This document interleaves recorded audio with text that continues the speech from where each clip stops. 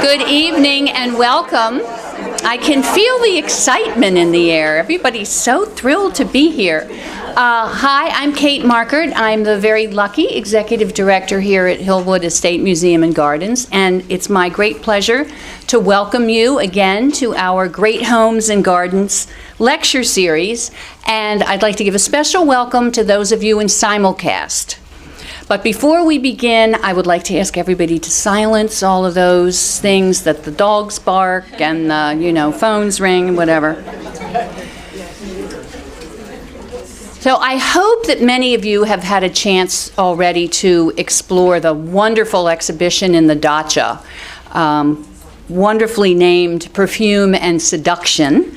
And it's a great exhibition that features really extraordinarily beautiful perfume containers and other objects, both from Hillwood's collection, and of course we have many, and a very major loan from the Givaudan collection in Europe. It's the first time it's been in the U.S.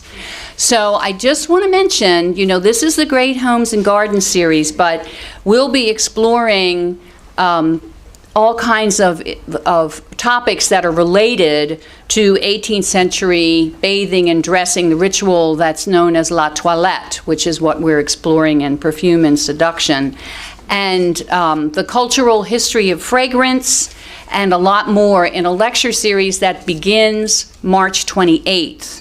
And I'm telling you tonight, it's 1 month from today that it starts, and there's currently space in the theater for all of those lectures, but you may want to sign up tonight, because tomorrow is when the email blast goes out, and I know that it fills up within about 3 hours of the email blast going out, so you've got advance notice, so run home tonight and sign up.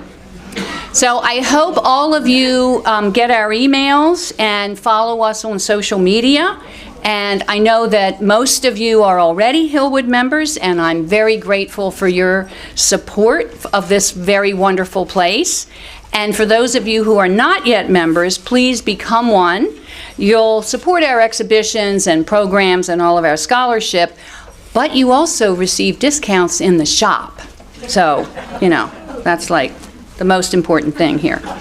So tonight we're going to explore the extraordinary homes of Havana with architect and historic preservationist Hermes Mallea, and I hope many of you had a chance to meet him in the members' reception.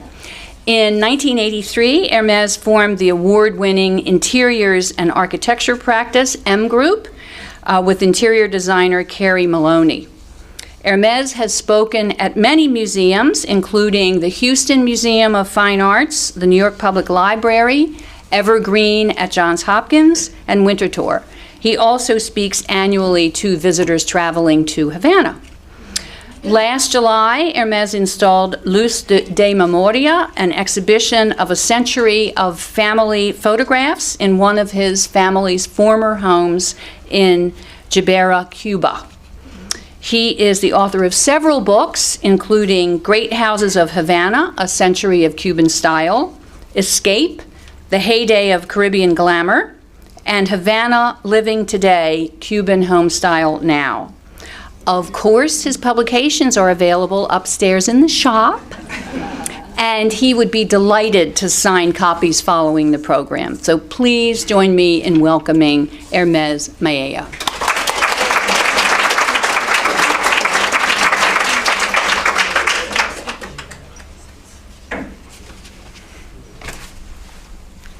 Hi. Thank you all for coming. So, I think we're going to play with the lights a little bit, but I'll proceed. Anyway, so it might be hard for you to believe, but the idea for this new book, Havana Living Today, began with a cup of Cuban coffee because nothing says Havana like those tiny ink black cups of espresso. And every time that I visited somebody new in Havana, I was offered un cafecito, a little coffee, the moment that I walked in the door. And so I was constantly surprised to see that despite the decades of scarcities that we all hear about and associate with Cuba, this ritual of hospitality, or in fact this desire to be gracious, was so ingrained in Cubans that the revolution and the many subsequent hardships could not take that away. During these visits, I kept encountering stylish houses that were brimming with personality, as you see there. And I came to understand that individual expression in the decoration of the Cuban home had not disappeared with the revolution, as many believed. If anything, the need to create comfort and beauty and a sense of refuge had really only grown stronger. So tonight, I'm going to share with you a distinctive home style that I uncovered while I was researching in Havana, and I'll introduce you to an emerging design community that I discovered while I was working on this new book. And so I think of the houses in the book, together with these new creative entrepreneurs, as representing a really powerful moment in Cuba, and it's one that I'm looking forward to discussing with you. So I've been following Havana home style since about 2007, and for that I've been lucky to rely on my expertise as a New York City architect working in residential architecture. I've drawn on my personal access to a really wide swath of Havana acquaintance, and I have a good knowledge, I think, of the city's history and especially of today's social context. So I've felt driven to document the houses that I was feeling really best told Havana's contemporary design story. And particularly what they do is they celebrate Cuban personal expression in the face of great hardship. So in my first book, Great Houses of Havana, I took readers behind the scenes and looked at some of the city's best known, most beloved, let's say, historic houses in order to present the family life that occurred there between 1860 and 1960. So I began on the left rather, with the moment that the camera entered the Cuban home in 1860. And I stopped at the time of the triumph of the 1959 Cuban Revolution. Now, the book, one thing it does was follows the westward migration of Havana's upper and middle classes from the original walled city towards the west, going to one progressively more exclusive neighborhood after another, and particularly making an effort to leave behind the chaos that was found in the original walled city. Each of these, let's say, moves really beautified the city with the creation of landscaped avenues, signature residential architecture, and really impressive monumental public buildings. Now, beginning in the 1920s, Cuba's romance and the sensuous glamour that we associate with Cuba captured the American imagination. And catering to U.S. tourism, in fact, attracting American tourists to Cuba, was a very important factor in the development of the city and the appearance of the city.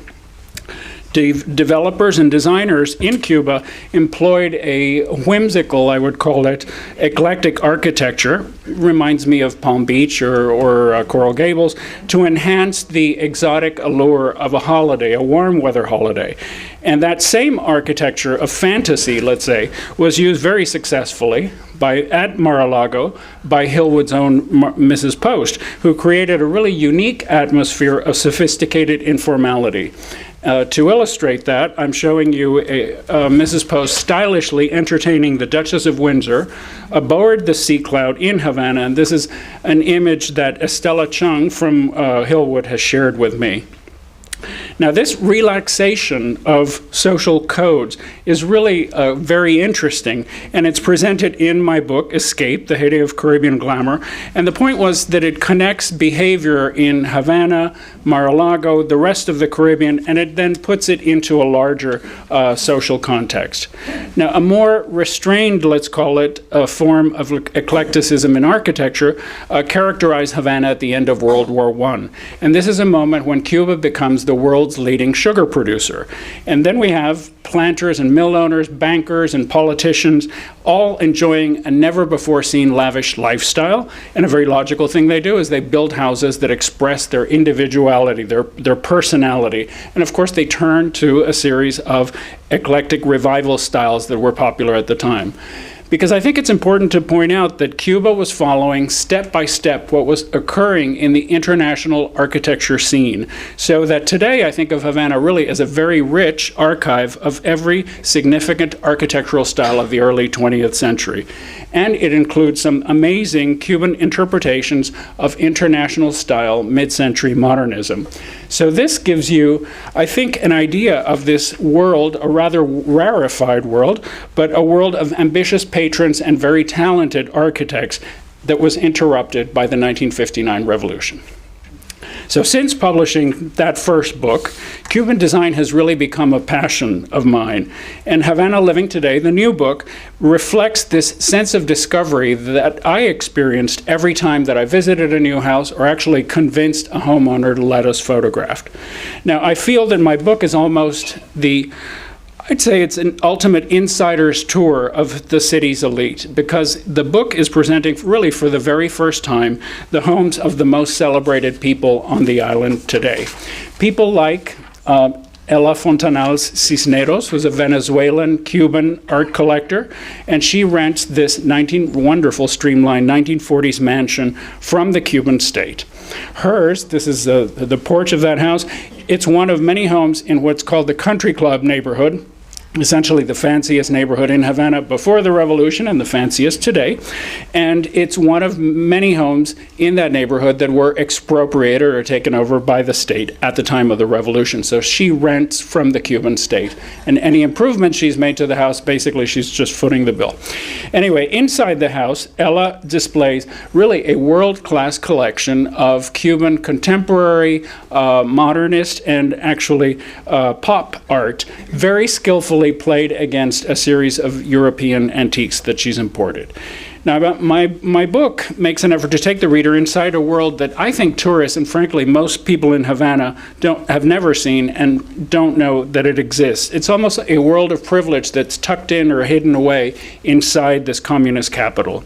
So in Havana Living, I introduce the reader to the city's most stylish homeowners, whether they're diplomats or artists or musicians, businessmen, certainly expats, collectors, and even members of the old guard who chose to stay in Cuba at the time of the 1959 revolution. To me, this set of individuals has produced interiors that I think really could only have been created in Cuba. Because each home that I feature in the book reflects very clearly the personality of the owners. It's almost like an album of their life experiences somehow. And a great example is the home of the cultural impresario Pepe Horta, who spends half his time in Miami, half his time in Havana. And it's a home that to me illustrates the idea of continuity of family life in spite of these upheavals, the political upheavals in Cuban history. So Pepe was born in this house. He's been surrounded by this furniture for all his life. And today, like many homeowners, he revitalizes or brings, sort of refurbishes his traditional setting, because everything in Cuba was essentially built before 1960. So he makes it fresh by the use of or installing contemporary art. And in his case, it's especially meaningful because these are artists that he has personal connections to. And the resulting eclecticism, which you see here with the colorful tile floors, the stained glass, the colonial furniture, crystal chandeliers, and of course the contemporary art, that eclecticism has really been a Havana trademark for centuries, since the time of the Spanish treasure fleet landing in Cuba. This eclecticism has been something that Cubans do very unself-consciously, just because we love these different things. So the mix, which I particularly like in Pepe's kitchen, includes a Cuban-made Art Deco dining table, a French armoire from the mid-19th century, and a series of Philippe Starck ghost chairs that members of Pepe's family have brought one by one from Miami during their visits to the island. And so it's a good moment to discuss the idea of connection to family off the island, especially the role of cash remittances, which are really what is fueling, whether it's real estate purchases or renovations, of course, or creating new businesses. It's all dependent on that outside money. And it's said that as much as $3 billion comes to Cuba this way annually. Now, the preservation architect, Eileen Romanas, one of my favorite images in the book, but preservation architect Eileen Romanas lives in really one of my favorite houses. We call this 1950s adaptation of international style modernism with the essence of Cuban traditional. We call it tropical modernism. And it recalls to me the excellence of Cuba's architects and furniture designers in the 1950s, just before the revolution. And those designers really skillfully reconciled mid-century international style modernism with essentially centuries of Cuban home building traditions. And it led to the creation of what I think is a very authentic, very unique Havana style that's reflecting both the tropical climate and the informal lifestyle that was preferred. Now here's the same house with this very cleverly positioned courtyard, which is at the center of the house but actually moved over to the side. And these walls of louvers are a very traditional Cuban element. And the point is that they blur the distinction or the connection between the interior and the exterior. So when you're in this house, it's almost like you're sitting in that porch and you kind of don't know whether you're outside or inside, but it's just wonderful. And homes like Eileen's have really kept Cuban design culture alive that many thought had really disappeared with the 1959 revolution. So here we see a Belter style, let's say, mid-19th century parlor suite, and works on paper by modern Cuban masters. So following the revolution, many of the grandest houses in Havana were seized by the state and repurposed for a series of diplomatic or administrative uses. At times, they created new cultural institutions like the Decorative Arts Museum, which you see here, or they did something really unexpected and installed a cigar factory in the salon of a house that was modeled on the Gran Trianon. Now, a number of expropriated houses are rented to the city's international community. This is the French ambassador's residence. It's a Venetian Gothic style house based on it's quite beautiful and very beautifully achieved, but it's modeled on a particular Venetian palace. And today, these homes of these international or foreign ambassadors fulfill a really important role in culture in Cuba by introducing Cubans, lucky enough to be invited, to first world design and first world lifestyle. These events also are great networking opportunities for those Cubans who might be artists or writers, let's say, and for them to meet other international diplomats. These meetings could lead to scholarships or residencies abroad or translations of their work into another language, or even an exhibition somewhere off the island. Now, cultural diplomacy also takes place in the home studios of Havana's artists, where they've essentially welcomed international art tourists for decades now. Artists, you may be surprised to hear, are a privileged class in Cuba. They're permitted to sell their work to foreigners, they're allowed to travel, and these home actually documenting their work, their inventive studios was really one of the joys to me of creating the book. For example, this I just love is a young, naive painter named Jeff, who's clearly just taken chairs from the garbage or the street or whatever, and he's assembled them around his dining table. And it really, to me, just it exemplifies, let's say, this joy in the face of the scarcity of materials that are a fact of life on the island. Now, many of us, when we think of Cuban interiors, we picture planters' chairs, for example, or other Caribbean staples. And the real staple in Cuba, however, is the rocking chair, which historically has had great significance, keeping Cubans cool in the warm weather. And I noticed, actually, in several houses that traditional elements were given a bit of a contemporary twist. For example, with the pop of color, which you see here playing against the colonial architecture and the antique wicker furniture. At other times, traditional style in Havana can be incredibly evocative. This is a display of treasured objects that have been entrusted to the homeowner by members of his old guard circle as each of them left the island in exile. So when you look at something like this or that, each object in that home represents a departed family member or a member of a social group. I see it as a souvenir of a vanished life and cared for very lovingly by this dedicated custodian, let's say, of an elite past. Now, on the other hand, one of my favorite interiors, the living room of an expat family who, to me, this really sums up what I would call a distinctive Cuban style that's very today. And I think that, in fact, the style has been almost intensified by the hardships and the isolation that the homeowners experience.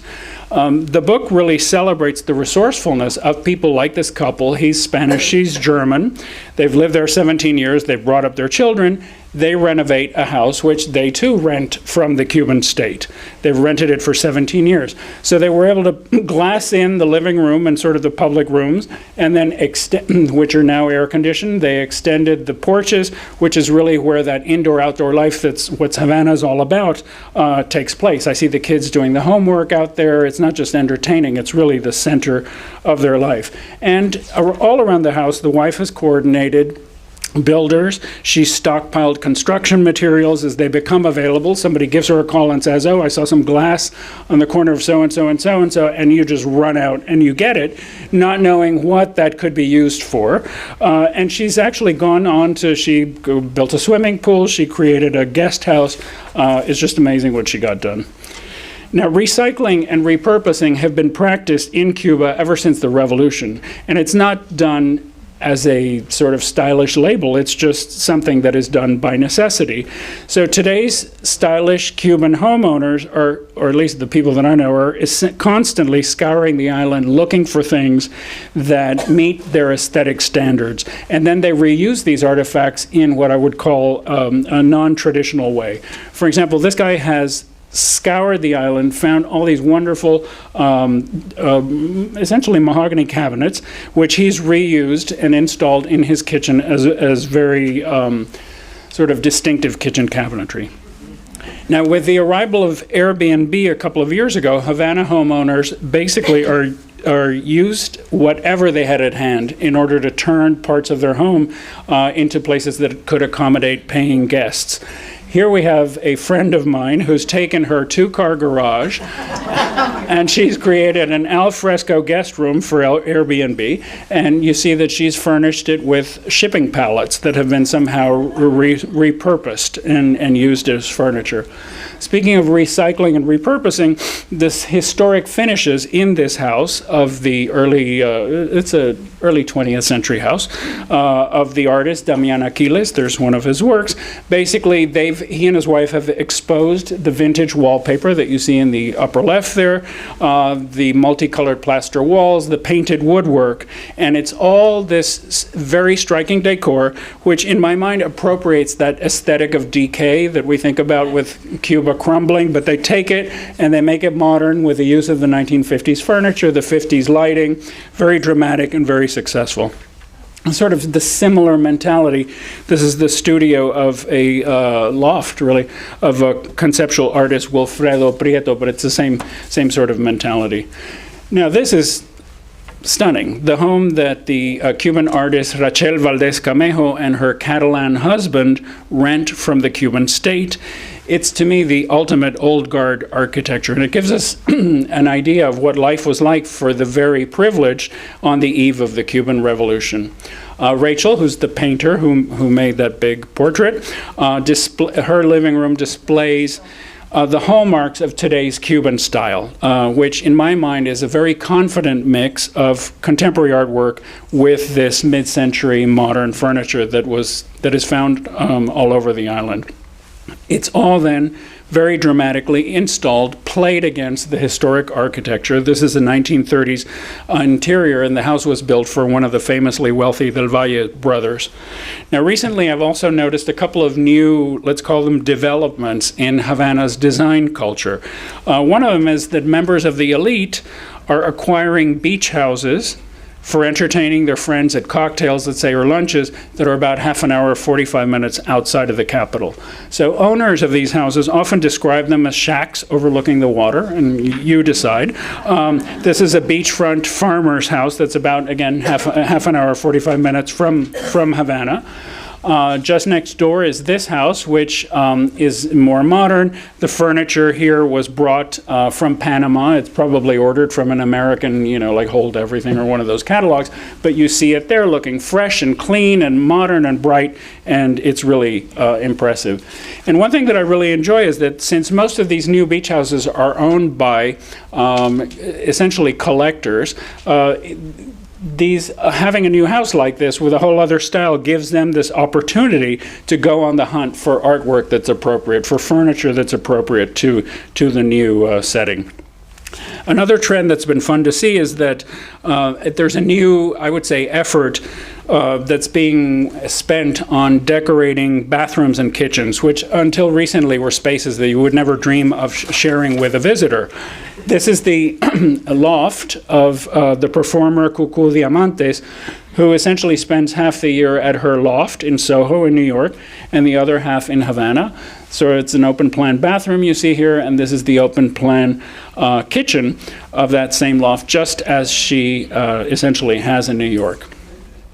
Now, I mentioned that while I was documenting the houses for this book, I got to observe the emergence of a design scene, really, a series of recently legalized creative entrepreneurs in Havana, like these ladies silk screening fabric, and they were taking advantage of some recent updating of socialism, it's called, which legalized a series of new independent businesses and freelance occupations. Now, we've all heard about the restaurants that Cubans set up in their homes since the 1990s, but it's been updated essentially, and there are all kinds of homes are being repurposed for all kinds of small businesses.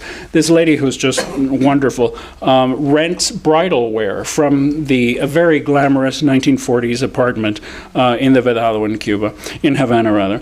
And so you have Cuban creatives in the fashion, furniture, art world, culinary, and they're starting to open shops like this one, Pisco Labis, which, 2 years ago, you would never have seen anything like that in Havana. They're opening boutique hotels, they're opening restaurants. And one thing they're doing, apart from livening and making the city interesting, is they're creating jobs for a whole variety of people of a part of their circle. So it's really important work. I love how this new design scene is catering to both foreign tourists, where you make your money, as well as to Havana's new consumer class. And to me, the Cuban consumer loves their international brands. They're totally label mad, but they also love products that have a Cuban identity to it.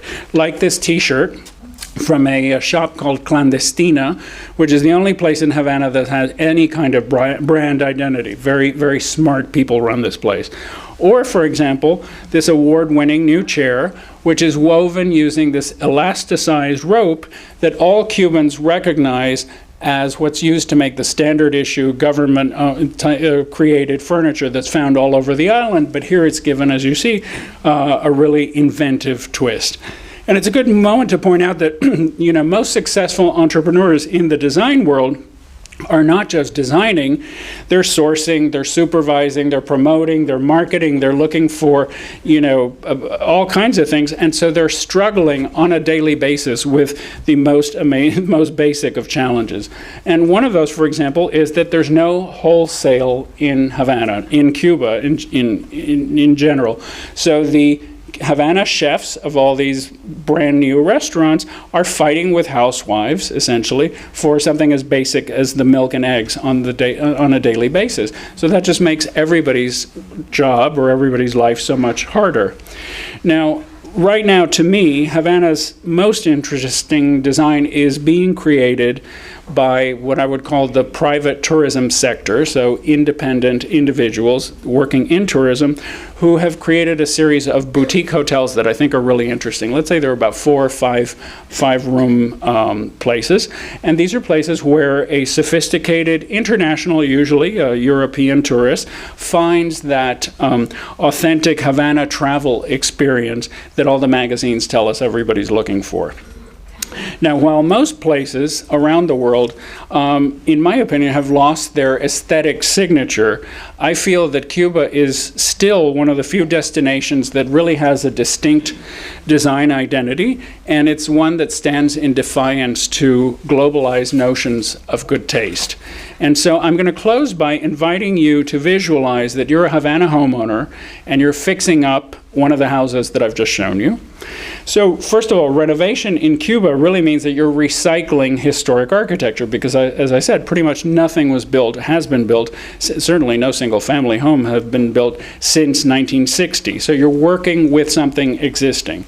And as far as the furniture goes, you're always reusing what we might call vintage furniture. So essentially, again, pieces that have been on the island since before, or at least since 1960, could have been your grandmother's, living room suite, and you were able to luckily convince a friend who was traveling to Mexico to bring you back some fabric, and so you reupholstered it and gave it some new life. So think about all the resources that we take for granted when we renovate or we update. Whether it's the hardware, the plumbing, the fabrics, the floor coverings, the lighting, all these things, none of that exists in Cuba in that form. It has to be thought about, it has to be pursued, it has to be located, it has to be stored, and it's all always in anticipation of what you might be doing down the line. Now, however, one important thing that these new creative entrepreneurs are doing is that they're reconnecting to old-time craftsmen, like this gentleman who makes the tile. You see him in his workroom there. Or, for example, you're finding that last upholsterer on the island who learned how to make curtains from somebody before the revolution, and they can still do a curtain. And so you're desperately trying not only to employ them, but to learn how to do this stuff before this person disappears. So that scarcity of craftsmanship is particularly hard to stomach because Havana was once a place that had a thriving architecture and design scene. On the other hand, the fact that there's a market now for this kind of work, which 10 years ago nobody really cared about, I find very encouraging and indicative of progress. For example, there's new design magazines like A Mano, which connect Cuban creatives and designers to resources, which is hugely important, but even more so to each other. So countering decades of isolation and fueling all kinds of new collaborations and creativity. And I have to say that in my experience, the creative class in Havana is very collaborative and supportive of each other. And so in closing, I'll say that when I wrote Havana Living Today, the optimism and that sense of so many possibilities was really palpable in Havana. And the consumer and creative classes that I knew really couldn't stop talking about renovation, real estate, creating new businesses. There was just so much excitement. As time passes, I feel that the houses like this that I've gathered in my book are preserving a record of Havana, on the brink of something special. And in spite of the recent setbacks on both the Cuban and the U.S. fronts. So on the U.S. side, we have restrictions in travel to Cuba, which in fact have scared away American tourists for the last year, essentially, although they say that the numbers are growing and that we may reach what was the numbers that were predicted. On the other hand, this past year, the Cuban government has done a couple of things that have really been unsettling. I talked about these freelance creatives, these freelance entrepreneurs. The licenses that were issued for these new businesses, that really those licenses unleashed so much creativity before. They've been frozen now, and the government says that they're checking into corruption and financial inequality. So, but the point is that younger Cubans had been encouraged to dream about other possibilities, about a possible future. And that's now kind of on hold.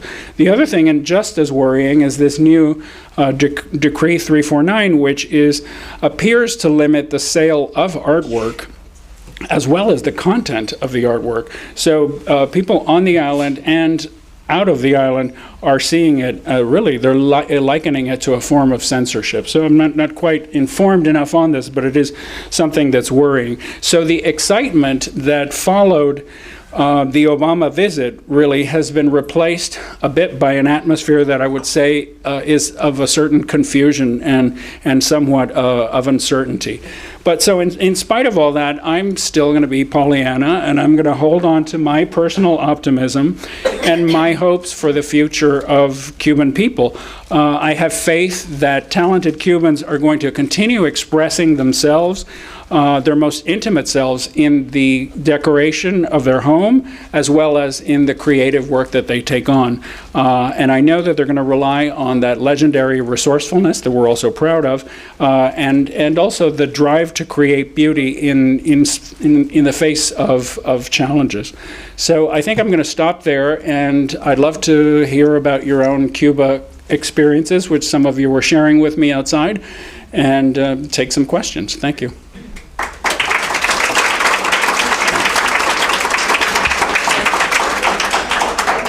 Would you be able to briefly share your own Cuban family history?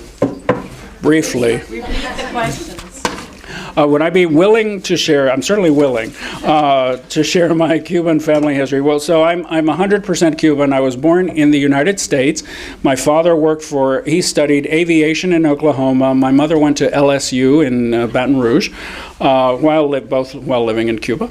And my father was a pilot for an American mining company in the 1950s. So we lived in Santiago de Cuba. At that time, the revolution happened. My father's company said, "Oh, you should sort of leave the country. You come back in a couple of weeks or whatever," and that was that.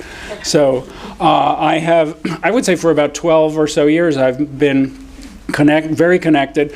I go there 4 times a year or so. I'm totally legal in everything that I do. I'm researching, and I've been shooting videos with some video interviews of these young entrepreneurs. So I'm very active, and I've started to, in the last year, sort of see more of the island.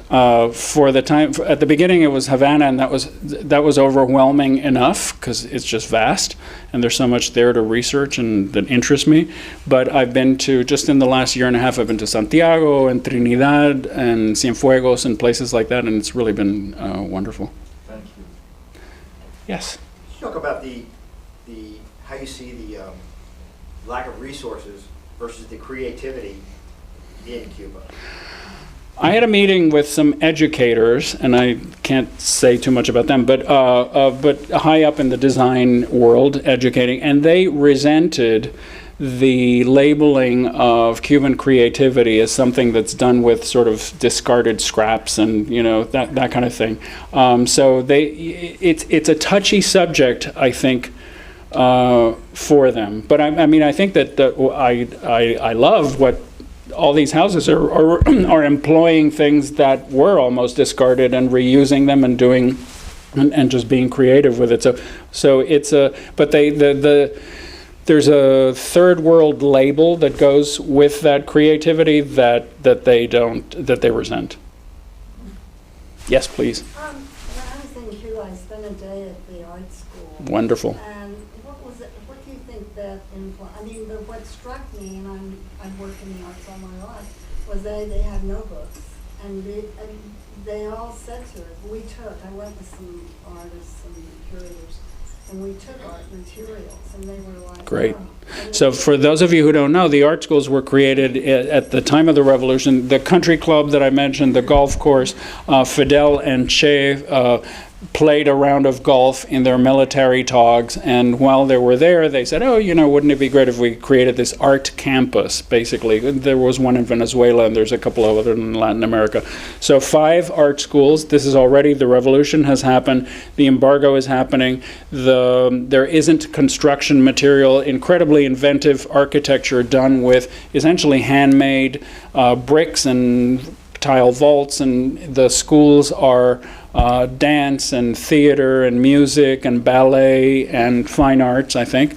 And it's a utopian architecture, which once it was completed, the system decided that it wasn't so interesting to them. It was elitist. There were all kinds of labels, idiosyncratic, all kinds of things. So essentially they completed 1963, I think, and then just started to decay after that.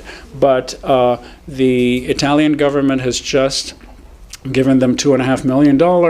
I think the Getty Foundation has given them $1 million. So it's a drop in the bucket, but they're going to be stabilized. It to this new creative class. Is there a new creative class product of that school? Yeah, they're all products of that school. Everybody knows whether the new creative class are a product of that school. The amazing thing, remember I mentioned Jeff, the naive artist with the mismatched furniture?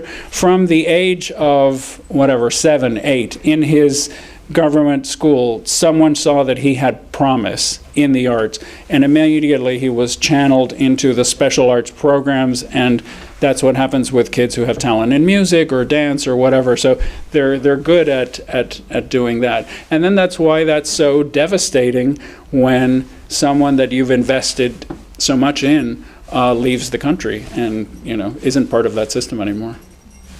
At the back. Could you compare and contrast the urban Havana zone that you have been looking at and what you have found in the outlying periphery or the outlying areas from Havana? You said you've gotten out beyond Havana, and when you go out, how does that look and compare and contrast with what you find in Havana?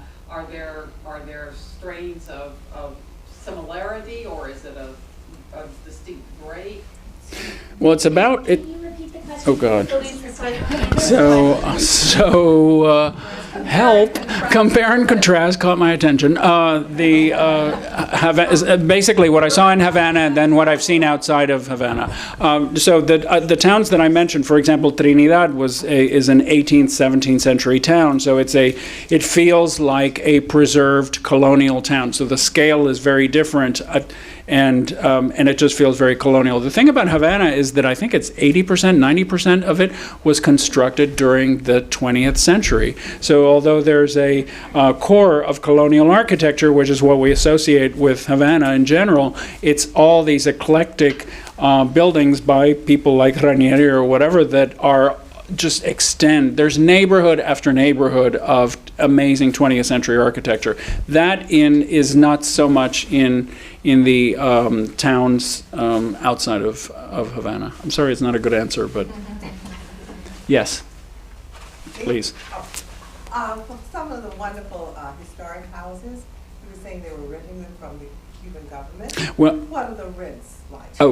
Astronomical. I mean, they know what they have. Repeat the question. Oh, okay, sorry. So for some, I mentioned that some of these great houses were rented by the Cuban government, and what kind of rents are they charging? And I don't know that, I would never ask, but but they're quite expensive. So tens of thousands of dollars a month.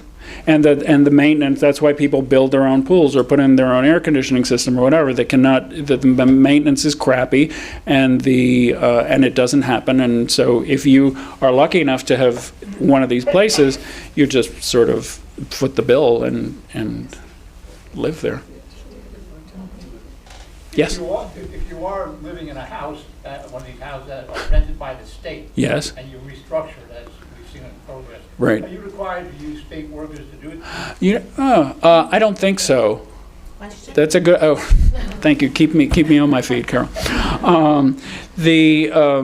If you rent one of these state houses and you renovate, whether you're required to use state workers, I don't think so. Recently, there was a big stink because there's a new hotel called the Kempinski, and We're not allowed to stay there, and Americans aren't. And it was renovated by a French construction company, or constructed by a French construction company called Bouygues, who brought Indian construction workers from India, and it was a big deal. But basically, so I don't think it's not like a union type situation.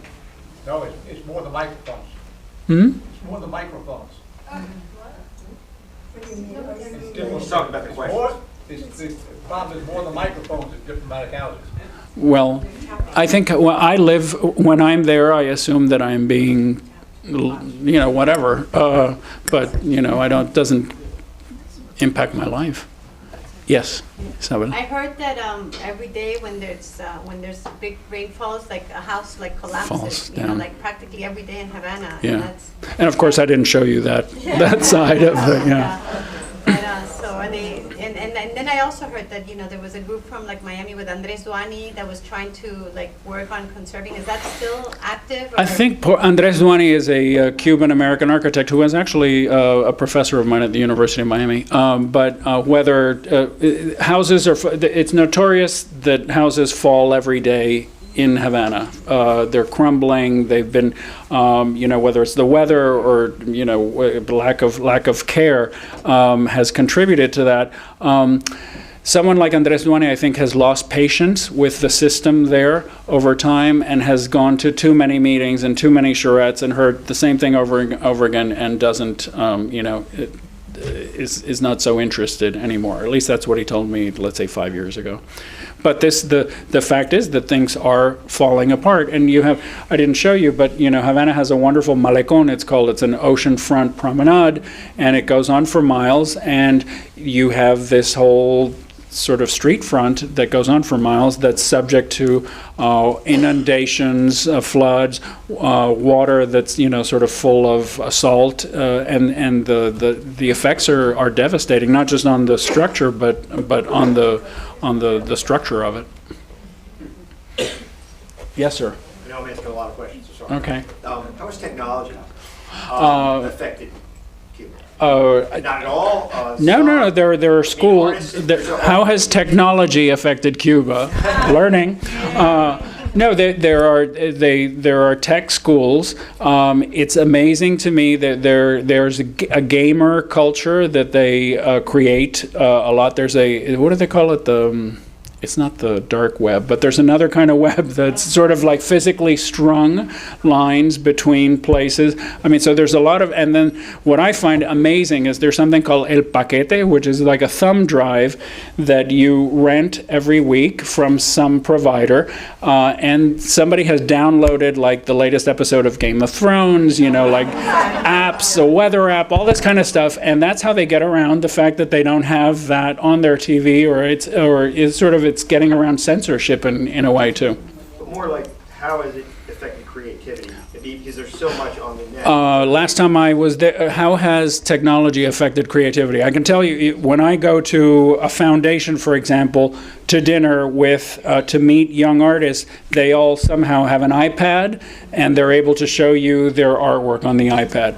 When I meet young architects who are telling me about projects that they're working on, everybody's showing me, again on their iPads, the renderings of what the house in Cancun that they're doing for a Mexican client is or whatever. So it's integrated, and yet it's Is it now or not? Is it a little back from now?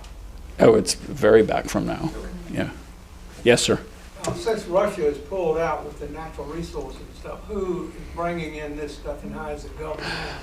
Russia, apparently, the problem with our stepping out of Cuba for the last year plus is that apparently Russia and China are sort of in there stepping in. So that's, been one disadvantage.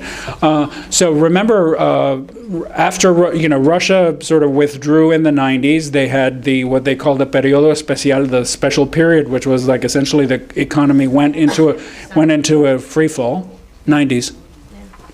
And then that's when tourism was thought to be the only way out of that situation. But fast forward to Venezuela, of course, being the partner who was providing oil, etc., which allowed them to function. And now we were talking about, what's going to happen with that partnership. Yes. You said that so many houses are falling apart. Is there and some are so expensive. Is there a housing shortage? No, but I'm sorry. The lady asked whether the houses were falling apart and they were so expensive. Everything I've shown you, though, that's rented is a mansion, essentially rented to an international sort of expat or an international diplomat or something like that. So that's this is obvious. Yeah, this is I am doing presenting the 1% to you. Yeah. Yes. When the houses crumble, are the Cubans allowed to rebuild? And if so, what style do they choose? Well, when the houses crumble, what are the Cubans allowed to rebuild and what style they choose? Depending on the neighborhoods, there's in the old walled city of Havana is UNESCO designated, and there's a brilliant man whose title is Historian of the City of Havana, who is basically responsible for all the wonderful, whether it's institutions or social services or renovations, all these things that have happened in that neighborhood are based on the creativity of this man.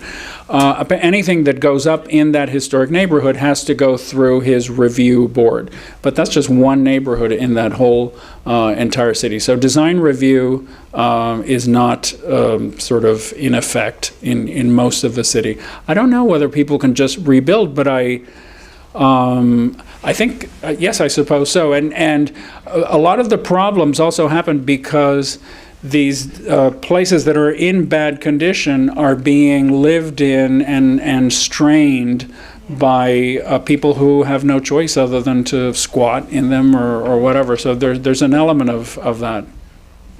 Haven't they put additional floors in some of the mansions? I think in general. So the traditional thing, it's called a barbecue, a barbacoa. So it's a mezzanine level because the colonial houses were, the ceiling heights were, 18 feet or something like that in order to let the air circulate. And so the joke is that if you're living in one of these places with your wife and you decide to get a divorce, she's not moving out, so you build her a barbacoa and she's living in that loft, let's say mezzanine loft, with her new couple or whoever that is. You're downstairs with yours and you just keep on partitioning these places like that. That's not just, a joke. It's actually, it's reality, Isabel. Yeah. Hi, do you have a favorite movie of Cuba? Great question. Well, always, Our Man in Havana, which is amazing and an amazing book. But Netflix had a great series called 4 Seasons in Havana, and it's Leonardo Padura. He's a Cuban crime writer, let's say. But this Netflix thing just captured Havana like today, or let's say 2 years ago. Really amazing. It's 4 Seasons in Havana. Look for it, please, because it's really successful. Okay, how about one last question? Yes. A few years ago, I know Spain was investing very heavily. Has that been stopped by? No. Spain is very active in Cuba. Although the major hotels are like Mallea, which is a chain, or Iberostar. So, and also the Cubans have been allowed to, if you had a Spanish grandfather, you were allowed to go back and claim Spanish citizenship, which got you a Spanish passport, which allowed you to travel in a way that the average Cuban couldn't. So no, Spain thinks of Cuba as sort of connected. Anyway. Your okay. favorite Cuban ice cream? Oh. I have to say. Thank you all for coming. You too. Thank you for coming. Thank you. Okay, so tomorrow